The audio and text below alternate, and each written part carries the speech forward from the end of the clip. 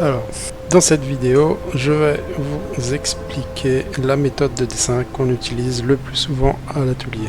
Avoir une méthode de dessin, ça aide énormément à pouvoir contrôler ce qu'on fait en partant des premiers traits jusqu'au rendu final.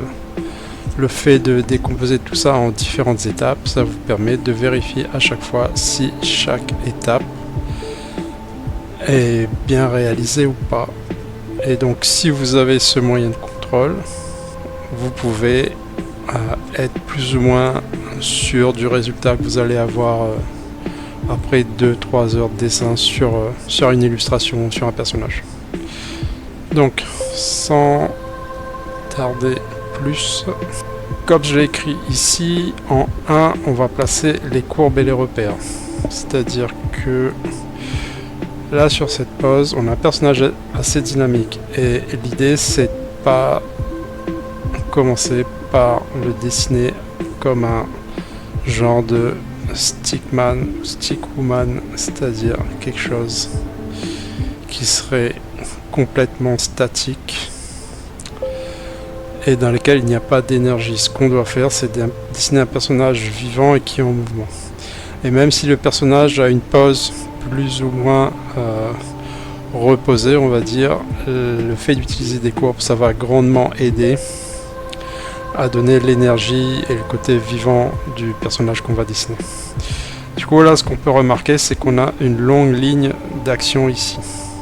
Ce que vous voyez ici, c'est la ligne qui donne le mouvement principal du personnage. Donc, on va essayer de le reproduire ici.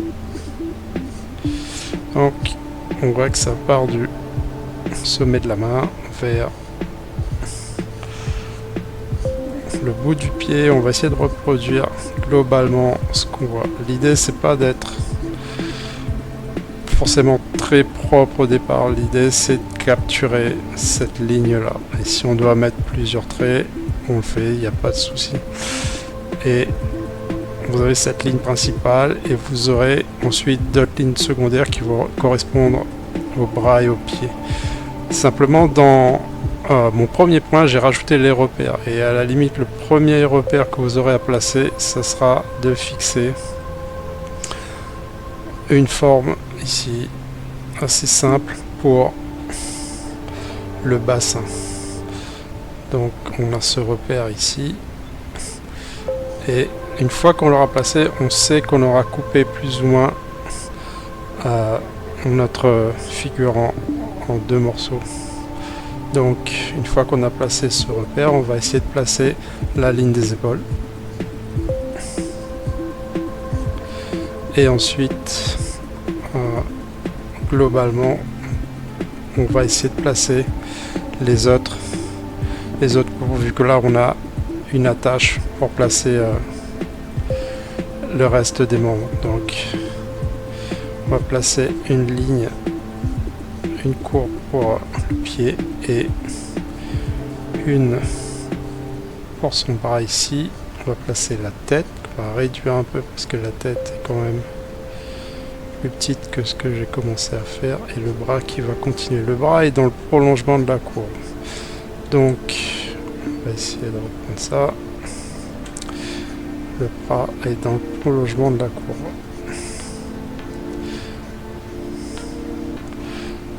On va placer l'autre repère pour la cage thoracique. Ensuite, vous avez l'abdomen ici. Et le reste du bassin ici. Ensuite, vous avez... On va essayer de détailler un peu plus les courbes qu'on a mis ici. On va mettre un repère pour le genou. Toujours dans courbe et repère, même si je l'ai esquissé légèrement certains contours. C'est pas quelque chose de définitif. Et ici, on va essayer de placer un repère pour la jambe et essayer de garder, essayer de trouver la bonne orientation des courbes. Pour ça, souvent, c'est plus intéressant pour bien placer ces systèmes de courbes, de comprendre un peu l'anatomie. Mais ça va être dans une autre vidéo. Et ici, On va essayer de trouver les repères et ce repère pour l'articulation du côte qui sera plus ou moins ici. Ensuite, vous avez les cheveux et la courbe là. Donc on a nos principales courbes. Je vais essayer de pas trop détailler, de pas aller trop vite. Et vous avez bien la ligne qui est la ligne principale ici. D'accord. Hop, qu'on la voit un peu mieux. Et ensuite, vous avez les courbes secondaires. Celles que j'ai placées ici, ici, ici et là. Et qui sont reliées à la courbe principale que j'avais dessinée juste avant. Donc on a les courbes et on a bien entendu nos repères. Donc globalement, ce qu'on a eu là comme repère, c'est la cage thoracique. Ici, le bassin, l'abdomen. D'accord. Comme repère, on pourrait ensuite avoir une forme pour les cuisses. Petite chose que j'aurais pu fixer déjà, c'est les chevilles. Mais on va pas essayer d'aller trop loin dans les détails, autrement la vidéo risque de durer trop longtemps. Donc ici, on a à peu près nos courbes et nos repères principaux. Pour les mains, par exemple, vous pouvez déjà placer des petits cubes aplatis ici en fonction de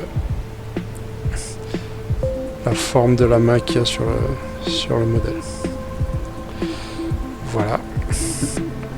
Donc on a fini cette première étape qui est les courbes et les repères. Maintenant on va essayer de détailler un peu plus ce qu'on appelle les volumes. Et pourquoi en venir au volume, c'est que le boulot du dessinateur, c'est de faire croire aux spectateurs que ce qui est en 2 dimensions sur une feuille possède une 3e dimension. Donc que ce personnage n'est pas complètement plat. Et la chose la plus simple pour ça, c'est de dessiner des volumes très simples pour commencer. Donc on va essayer de détailler ça en fonction des courbes. Et c'est important de comprendre qu'il faut mettre les courbes en fonction... mettre les volumes, pardon, en fonction des courbes qui donnent l'énergie. C'est-à-dire que si vos volumes sont statiques, au final ça va pas rendre quelque chose de très vivant. Donc on va essayer de suivre un peu ce qui était mis sur les courbes et on aurait le volume ici du bassin qu'on peut résumer par une espèce de petit cube. En même temps, vous pouvez choisir les volumes pour vous qui sont le plus adaptés. Ici ça va être une sphère plus ou moins ovale et pour l'abdomen, on va dire que c'est à peu près la même chose. Donc on a vraiment cet effet de volume. D'accord. Pareil ici. L'idée c'est d'avoir un cylindre pour la cuisse qui va rendre le volume de la jambe. Et pareil ici. Essayez de trouver un volume simple.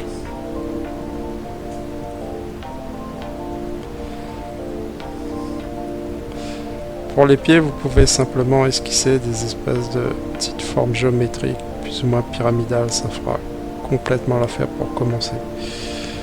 Donc, essayez de trouver les volumes qui correspondent le mieux.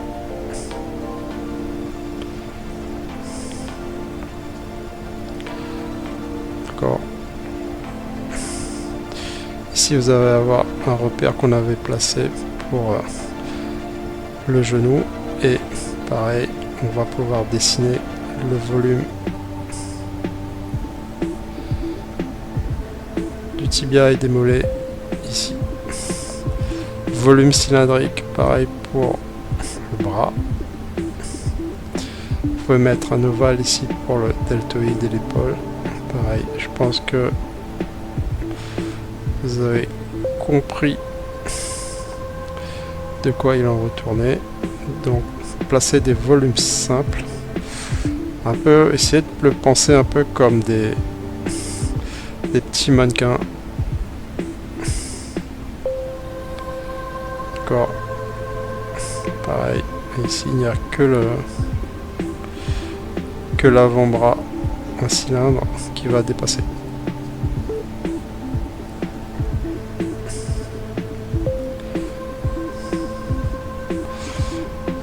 Et donc là, on a plus ou moins placé très basiquement le volume de notre personnage. Donc là, on avait terminé celle-là, on a été au volume, et ensuite je vais venir sur l'anatomie. Ça va être très bref, autrement ça risque de trop surcharger le dessin. L'idée c'est de vous partager une méthode et pas de réaliser un dessin qui soit complètement fini. L'anatomie, eh ben, c'est très simple. Il faut comprendre, étudier séparément l'anatomie pour pouvoir ensuite la placer sur les personnages qu'on va dessiner. Et donc ici, vous allez pouvoir placer le quadriceps par exemple sur la cuisse, l'abducteur ici, et vous allez avoir un bout de quadriceps là. Ici pareil, donc rectus femoris ici qui va dépasser un petit peu, l'abducteur qu'on voit là et une partie des fesses qui ressort, et ensuite vous avez un abducteur et ensuite un bout du vaste interne qui est ici, et pareil au-dessus du volume, ou à travers le volume, vous essayez de trouver, de placer vos connaissances en anatomie. D'accord. Donc deltoïde ici, biceps qui rentre, qui a vu plus ou moins de profil. Vous avez un triceps qui commence à se dessiner ici. Donc je vais pas, les trapèzes qui devraient arriver ici. Je reste vraiment très géométrique. L'idée c'est que vous compreniez le processus. Donc l'idée c'est de placer l'anatomie au-dessus des volumes ou à travers les volumes. Et là, comme c'est un personnage féminin, on va pas exagérer outre mesure la présence des muscles.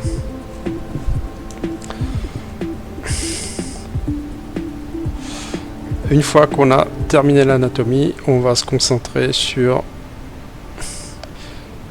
les ombres et les lumières. Donc pour ça, je vais changer de brush, parce que sinon ça devient trop compliqué à suivre.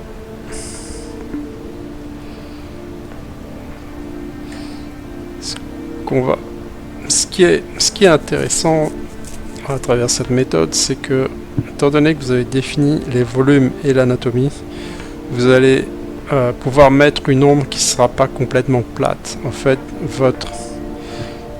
les ombres et les lumières que vous allez pouvoir mettre sur votre construction de dessin, elles vont tenter de respecter le volume et l'anatomie qui a déjà été placé. Donc on va essayer de faire ça le plus léger possible. Si je place ma source de lumière ici,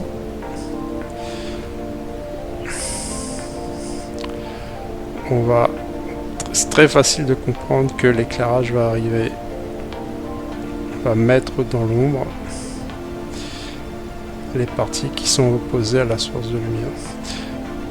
Là, les ombres ont l'air plus ou moins plates, mais si vous prenez le temps de les détailler ensuite, vos ombres, vous allez pouvoir les rendre comme si ces ombres faisaient partie du volume que vous avez déjà placé.